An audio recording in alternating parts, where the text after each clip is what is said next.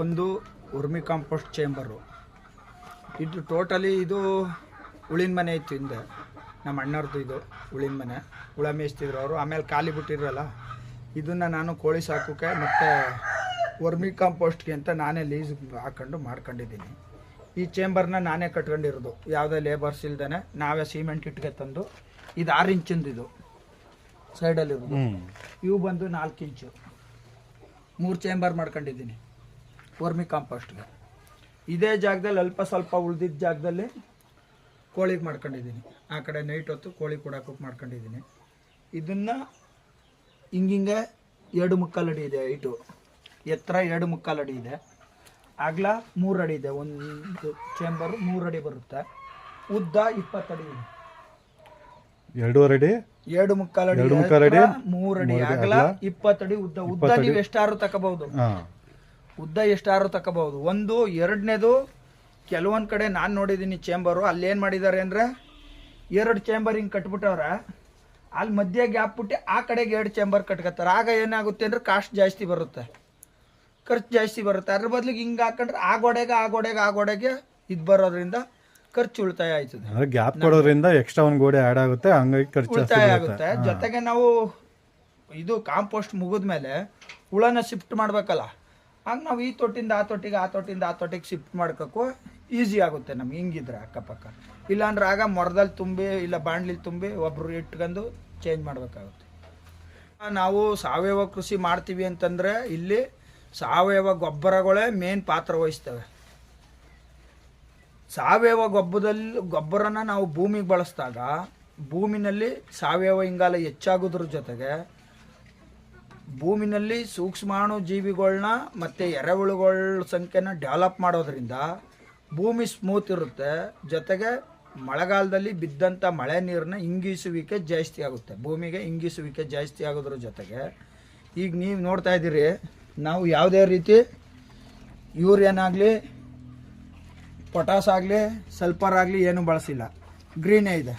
ಕಾರಣ ಯಾಕೆ ಅಂದರೆ ಇದು ಎರೆಗೊಬ್ಬರದ ತಾಕತ್ತು. ಎರೆಗೊಬ್ಬರದಲ್ಲಿ ಸಾರಜನಕನೂ ಹೇರಳವಾಗಿರೋದ್ರಿಂದ ನಿಮಗೆ ಈ ರೀತಿ ಒಳ್ಳೆ ಉತ್ಕೃಷ್ಟವಾದ ಬೆಳೆ ಬರುತ್ತೆ. ಒಂದು ಎರಡನೇದು, ನಮಗೆ ಭೂಮಿಗೀಗ ನಾವು ಏನೇ ಬೆಳೆ ಮಾಡಬೇಕು ಅಂದ್ರೂ ಸಾವಯವ ಗೊಬ್ಬರದಲ್ಲಿ ಏನು ಮೆಟೀರಿಯಲ್ ಬಳಸ್ತೀವಿ ಅವನ್ನ ಭೂಮಿಗೆ ಕೊಟ್ಟು ಬೆಳೆ ಮಾಡೋಕ್ಕಾಗೋದಿಲ್ಲ.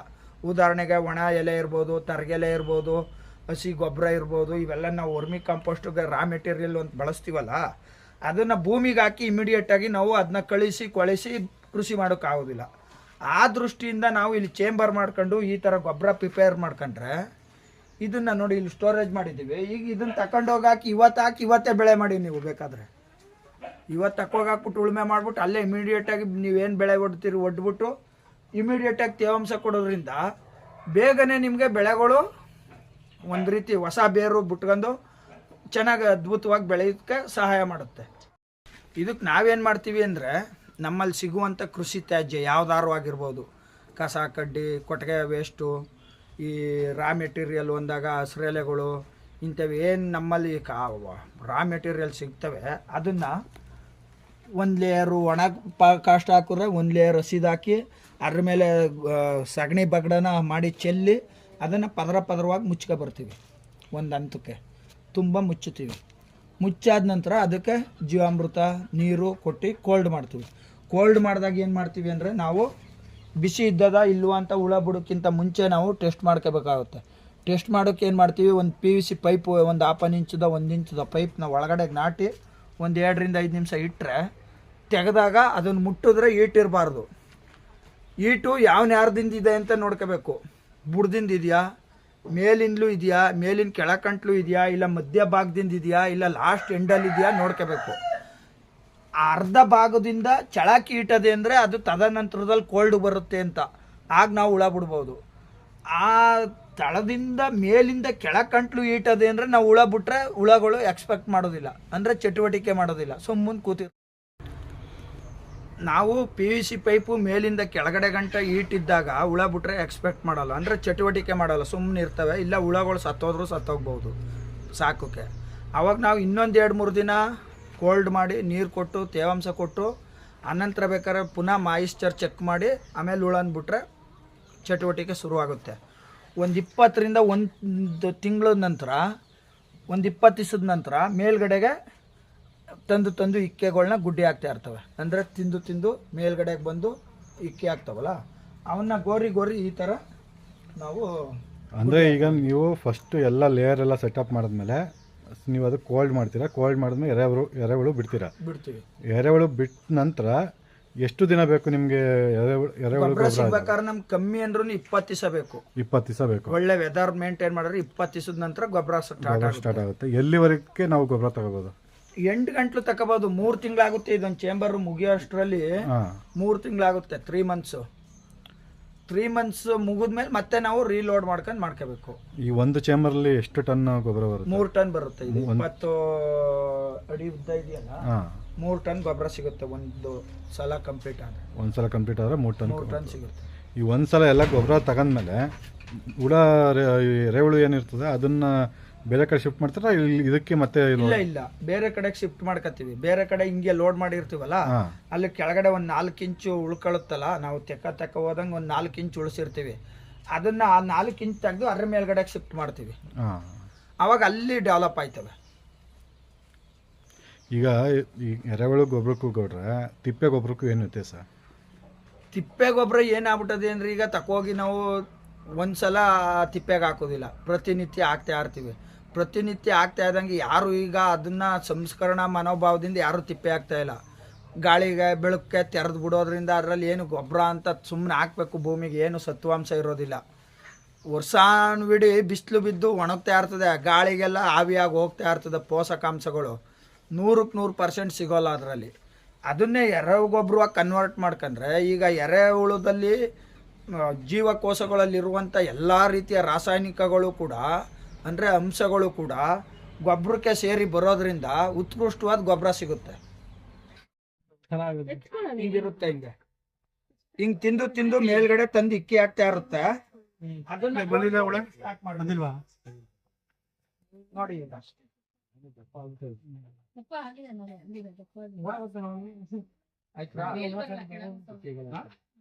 Vicky said, no, you are. Give me the phone.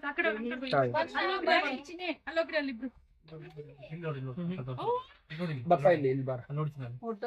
ಇಲ್ಲಿ ನೋಡಿ ಇಲ್ಲಿ ಸಗಣಿ ಒಳಗಡೆ ಅರ್ತ್ ವಾರ್ಮ್ಸ್. ಅದ್ರ ಮೇಲ್ಗಡೆ ಗೊಬ್ಬರ ಹಾಕ್ಬಿಟ್ಟು ಒಂದ್ ಸ್ವಲ್ಪ ಒಣ ಕಾಸ್ಟ್ ಹಾಕ್ಬಿಟ್ಟು ಒಂದ್ ಸ್ವಲ್ಪ ಅದೇ ಮಾಡಿ ತೇವಾಂಶ ಕೊಡ್ತು ಅಂದ್ರೆ ಹಾಕಿಬೇಕಾಗುತ್ತೆ ಗೊಬ್ಬರ. ಅಂದ್ರೆ ಗೌಡ್ರ ಈಗ ಇದನ್ನ ನಾರ್ಮಲ್ ಕೊಟ್ಟಿಗೆ ಗೊಬ್ಬರ ಅದ್ರ ಜೊತೆ ಮಿಕ್ಸ್ ಮಾಡಿ ಕೊಡ್ಬೋದಾ, ಇಲ್ಲ ಇದು ಸಪ್ರೇಟ್ ಆಗಿ ಕೊಡ್ಬೋದಾ? ಮಿಕ್ಸ್ ಮಾಡಿ ಕೊಡ್ಬಹುದು, ಡೈರೆಕ್ಟ್ ಆಗಿ ಕೊಡ್ಬಹುದು. ಈಗ ಕಪ್ಪೆ ಗೊಬ್ಬರದ ಜೊತೆ ಅಂದ್ರೆ ಕಳ್ತಿರು ಗೊಬ್ಬರ ಆಗ್ಬೇಕು. ಹಸಿ ಗೊಬ್ಬರ ಆದಾಗ ಏನೈತೆ ಅದ್ರಲ್ಲಿ ಮಿಥೇನ್ ಇರುತ್ತೆ, ಇನ್ನೊಂದು ಹೊಗೆ ಬರ್ತಾ ಇರೋ ಗೊಬ್ಬರ. ಅವಾಗ ಇದು ಎಫೆಕ್ಟಿವ್ ಆಗಿ ವರ್ಕ್ ಮಾಡೋದು.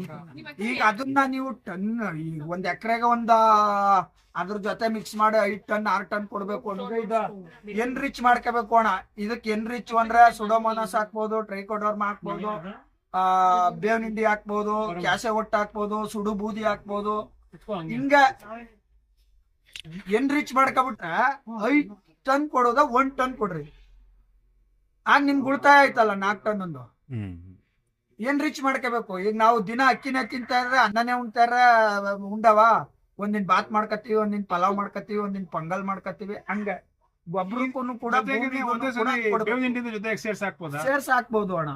ಈಗ ನಾವಿಲ್ಲಿ ಅಣ್ಣ ಜೀವಾಮೃತನು ಕೊಡ್ತೀವಿ, ಗೋಕೃಪಾಮೃತನು ಕೊಡ್ತೀವಿ, ಈ ಚೇಂಬರ್ಗೂ ಕೊಡ್ತಾ ಇರ್ತೀವಿ ಅಣ್ಣ. ಅದಕ್ಕೇನೆ ಗೊಬ್ಬರ ನಿಮ್ಗೆ ಈ ಎಫೆಕ್ಟಿವ್ ಬರುದು ಅಣ್ಣ. ಈ ಎಫೆಕ್ಟಿವ್ ಗೊಬ್ಬರ ಬರುದೇ ಅದಕ್ಕೆ. ನೋಡಿ ಹೆಂಗಿದೆ. ಈ ಎಫೆಕ್ಟಿವ್ ಗೊಬ್ಬರ ಬರುದೇ ಆ ಉದ್ದೇಶಕ್ಕೆ ನಿಮ್ಗೆ. ಇಲ್ಲೇ ಜೀವಾಮೃತ ಎಲ್ಲ ಕೊಡ್ತೀವಿ. ಈಗ ಅಲ್ಲಿ ನಮ್ ಗದ್ದೆಲ್ ನೋಡಿದ್ರಲ್ಲಿ ನೀವು ಯೂರಿಯಾ ಹಾಕ್ತಷ್ಟೇ ಚೆನ್ನಾಗಿಲ್ವಾ ಬೆಳೆ? ಕಾರಣ ಯಾಕೆಂದ್ರೆ ಗೊಬ್ಬರ ಆ ತರ ಪವರ್ಫುಲ್ ಇರುತ್ತೆ. ಸುಮ್ನೆ ಏನ ದುಡ್ಡು ಕೊಡ್ತಾರೆ ಅನ್ಬಿಟ್ಟು 7 ರೂಪಾಯಿ ಕೊಡ್ತೀನಿ 6 ರೂಪಾಯಿ ಕೊಡ್ತೀನಿ ಅನ್ಬಿಟ್ಟು ಅದೇನೋ ಅದು ಕೊಳ ಸುರಿ ಮಾಡಿ ಕೊಡೋದ್ರ ಬದ್ಲು ಯಾಕೆ ಬೇಕಣ? ತಕೋದವ್ರು ಇನ್ನೊಂದ್ ಜನಕ್ಕೆ ಹೇಳ್ಬೇಕು, ಹಿಂಗದ ತಕೊಳ್ಳಿ ಬಿಡಿ ಹಾಕಿ ಅಂತ ಹೇಳ್ಬೇಕೆ ಹೊರತೆ ಅವ್ನ್ ತಕೋಬೇಡ್ರಿ ಅಂದ್ರೆ ಪ್ರಯೋಜನ ಏನ ಬತ್ತು? ಈಗ ನಮ್ಗೆ ಮುಂದುವಾರ ಒಂದ್ ಕೆಲಸ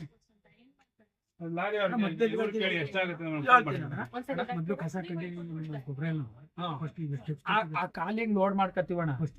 ಈಗ ಈಗ ಸಮಯ ಇಲ್ದಿರತ್ತು ಲೋಡ್ ಮಾಡಲಿಲ್ಲ, ಲೋಡ್ ಮಾಡ್ತೀವಲ್ಗ, ಲೋಡ್ ಮಾಡಿ ಕೂಲಿಂಗ್ ಮಾಡ್ತೀವಿ. ಕೊಟ್ಟು ಒಂದ್ 2 ವಾರ 15 ದಿವಸ ಕೂಲಿಂಗ್ ಮಾಡ್ತೀವಿ. ಕೂಲಿಂಗ್ ಮಾಡಾದ್ಮೇಲೆ ಇಲ್ಲಿ ಗೊಬ್ಬರ ತೆಗಿತೀವಿ. ಇನ್ನು ಬೇಡ, ಇನ್ನು ಹಿಂಗ್ ಬಂದು ಇದೆಲ್ಲ ಎತ್ಕೊತಾ ಇರ್ಬೇಕು ಅಣ್ಣ. ಮೇಲ್ಮೇಲೆ ಗಟ್ಟಿ ಎಲ್ಲಿ ಗಂಟೆ ಇರುತ್ತೆ ಅಲ್ಲಿ ಗಂಟೆ ತೆಗಿತೀವಿ ಅಣ್ಣ. ಗಟ್ಟಿ ಇರುತ್ತೆ ಮತ್ತೆ ಏನ್ ಮಾಡ್ತೀವಿ, ಹಿಂಗೊಂದಷ್ಟು ಕಸ ಕಡ್ಡಿ ಹಾಕ್ಬಿಟ್ಟು ಹಸಿ ಸಗಣಿ, ಇದು ಗೋಬರ್ ಗ್ಯಾಸ್ ಸ್ಲರಿ, ಜೀವಾಮೃತ ಕೊಟ್ಟು ತೇವಾಂಶ ಮಾಡ್ತೀವಿ. ಮತ್ತೆ ಒಂದ್ ವಾರಕ್ಕೆ ಹಿಂಗ್ ಸ್ಮೂತ್ ಮಾಡುತ್ತೇವೆ, ಅದ್ ತಕೊಳ್ಳೋದು. ಹಂಗ್ ತಕತಾ ಹೋದಂಗ್ ಫೈನಲ್ ಅಲ್ಲಿ 4 ಇಂಚ್ ಉಳ್ಕೊಳುತ್ತೆ ಅಣ್ಣ. ಇದು ಆ ಗೊಬ್ಬರ ಬರುತ್ತಲ್ಲ, ಅದು ಹುಲ್ಲು ಸಮೇತ ಎತ್ತ ಆ ಚೆಂಬರ್ಗೆ ಹಾಕ್ಕೊಡ್ತೀವಿ, ಅಲ್ಲಿಗೆ ಶಿಫ್ಟ್ ಮಾಡ್ಕೊತೀವಿ. ಅರ್ಥ ಆಯ್ತಾ? ಹುಳ ಹಂಗ್ ಶಿಫ್ಟ್ ಮಾಡುದು ಅಣ್ಣ. ಇಲ್ಲಿ ಒಂದೊಂದಾಗ ಆದಿ ಬುಡುಕಾದದ ಹುಳ ಆ ತರ ಶಿಫ್ಟ್ ಮಾಡ್ತೀವಲ್ಲ. ಅದ್ ಇದ್ ಖಾಲಿ ಇರುತ್ತಲ್ಲ, ಇದಕ್ ಲೋಡ್ ಮಾಡ್ಕ ಹಿಂಗ್ ಶಿಫ್ಟ್ ಮಾಡ್ಕೊತೀವಿ. ಕ್ಲಿಯರ್ ಮಾಡಿದ್ರೆ 3 ಟನ್ ಸಿಗುತ್ತೆ. 3 ತಿಂಗಳು ಬೇಕು ಒಂದು ಚೇಂಬರ್ ಖಾಲಿ ತೆಗೆಯಕ್ಕೆ ಶುರು ಮಾಡಿದ್ದೀವಿ. ಇದರಲ್ಲೆಲ್ಲ ತೆಗಿತಾ ಇದೆ. ಅಷ್ಟುದ್ದ ಇಲ್ಲ ಅಣ್ಣ, ಇಷ್ಟಕ್ಕೆ ಮಾತ್ರ ಮಾಡಬೇಕು. ಅತಿ ಓವರ್ ಆದ್ರೆ ಬಿಸಿ ಆಗೋಗುತ್ತೆ ಒಳಗೆ. ಈ ಲೆವೆಲ್ ಮಾಡ್ಕೊತೀವಿ. ಈ ಲೆವೆಲ್ ಹಿಂಗಾಗಿದೆ. ಅದು ಹಂಗೆ ಇದೆ, ಅದು ಇದೆ. ಇದ್ರದ್ದು ಪುನಃ ಲೋಡ್ ಮಾಡಕ್ಕೆ ಅದು ಖಾಲಿ ಮಾಡ್ಕೊಂಡಿದೀವಿ, ಲೋಡ್ ಮಾಡ್ಬೇಕು ಅಣ್ಣ. ಲೇಯರ್ ಬೈ ಲೇಯರ್ ಮಾಡ್ಕೊಂಡು ಇಲ್ಲಿ ಬರ್ತದೆ. ಇಲ್ಲಿ ಬರ್ತಿದೆ. ಇಲ್ಲೂ ಬಂದಾಗ 2 ದಿವಸಕ್ಕೆ 3 ದಿವಸಕ್ಕೆ ಹಿಂಗ್ ಗುಡಿ ಆಯ್ತಲ್ಲ ಪುಟ್ಟಣ್ಣವ್ರೆ, ಈಗ ಒಂದೇ ಆಡ್ಕೊಂಡು ಎಷ್ಟು ಒಂದು ತಿಂಗಳು 1 ತಿಂಗಳು ಬೇಕು ಅಣ್ಣ. ಇದು ಸ್ಟಾರ್ಟ್ ಆಗೋಕೆ ಆಮೇಲೆ 2 ತಿಂಗಳು ಕಂಪ್ಲೀಟ್ ಆಯ್ತು. ಈಗ ನೀವು ಫಸ್ಟ್ ಒಂದು ಲೇಯರ್ ಬೈ ಲೇಯರ್ ಕೊಟ್ಕೊಂಡಾಗ ನಾವು ನೀರು ಹಾಕೋದಷ್ಟೇನೆ. ನೀರು ಹಾಕಲಾಗಿಲ್ವಾ? ಇದೆಲ್ಲ ಫಿಲ್ ಆಯ್ತಿಲ್ವ? ಆಮೇಲೆ ನೀರು ಹಾಕೋಕ ಕೂಲ್ ಆಟಿಂಗ್ ಇನ್ನು ಕುಡ್ಕ ಬರ್ತಾ ಇರ್ಬೇಕಣ್ಣ. ನಿಮ್ಮ ಲೇಯರ್ಗೆ ಸಗಣಿ ಬಗ್ಲ ನೀರು ಚುಮ್ಕಿಸ್ಕ ತಕ ಬರ್ಬೇಕು. ಇಲ್ಲಾಂದ್ರೆ ಅಲ್ಲಿ ಬಿಸಿ ಆಗೋಗುತ್ತೆ. ಈಗ ನಿಮ್ಗೆ ಈ ಹಸಿ ಭತ್ತ ಕೂದಾಕ್ಬಿಟ್ರೆ, ಹಸಿರಾಗಿ ಕೂದಾಕ್ಬಿಟ್ರೆ ಹೆಂಗ್ ಹೊಗೆ ಬರ್ತಾ ಇರ್ತದೆ, ಹಂಗ್ ಬಂದ್ಬಿಡ್ತದೆ. ಕೂಲಿಂಗ್ ಮಾಡ್ಲಿಲ್ಲ ಅಂದ್ರೆ ಅವಾಗ ಹುಳ ಎಕ್ಸ್ಪೆಕ್ಟ್ ಮಾಡಲ್ಲ, ಒಳಗಡೆ ಹೋಗಲ್ಲ, ಸತ್ತೋಯ್ತವೆ. ಯಾವ್ದು ನಿರ್ಮಾಣ ನೀರೇ ಬರೋದಿಲ್ಲ. ಲಿಮಿಟ್ ಆಗಿ ನೋಡ್ಕೊ ಕೊಡ್ತೀವಿ ನೀರ್ನ, ನಿಂತ್ಕೊಂಡ್ ಕೊಡೋದಿಲ್ಲ. ಇಲ್ಲಿ ಲಿಮಿಟ್ ತೇವಾಂಶ ವರ್ಮಿ ಜಲ, ಅದು ವರ್ಮಿ ವಾಸ್ ಅದ್ ಮಾಡ್ತಾರೆ. ಅದು ಡ್ರಮ್ ಇಟ್ಗೆ ಮಾಡ್ಬೇಕು. ಅದೊಂದ್ ಸ್ವಲ್ಪ ಟೆಕ್ನಾಲಜಿಯಾಗಿ ಮಾಡ್ಬೇಕು. ಸುಮ್ಮನೆ ಗೊತ್ತಿಲ್ಲದೇನೆ ಮಾಡ್ಬಾರ್ದು. ಇದಷ್ಟೇ